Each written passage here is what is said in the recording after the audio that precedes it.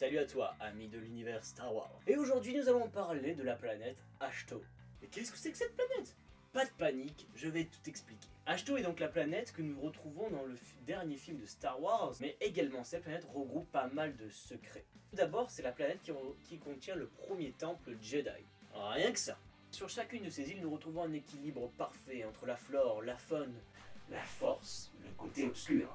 Il y a le premier temple Jedi, il y a donc également les premières habitations des Jedi. C'est donc ça que je vais vous présenter aujourd'hui, le set de référence 75200, voilà, pour une fois c'est simple, qui se nomme Ahch-To Island Training. Et il regroupe donc l'une des premières habitations de Jedi, donc où Luke est parti se recueillir. Ce set met en scène l'entraînement de Rey, bien qu'il soit plutôt court et peu constructif. Et nous retrouvons également un Porg, qui est une des figurines mascottes de Star Wars épisode 8. Alors que dire sur ce set? Est-ce que c'est un bon set ou pas? Nous allons découvrir ça de suite.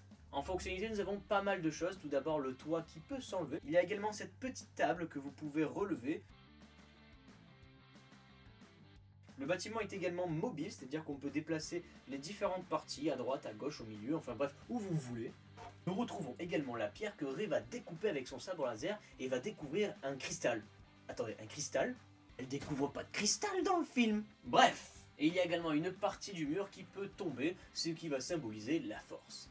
Pour ce set, nous avons que 3 figurines. La figurine de Luke, qui est bof.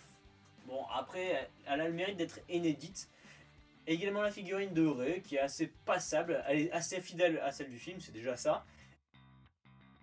De plus, j'aurais préféré la figurine de Rey version Jedi. Et nous avons la petite figurine du Porg, c'est pas trop mal ça, c'est du bonus.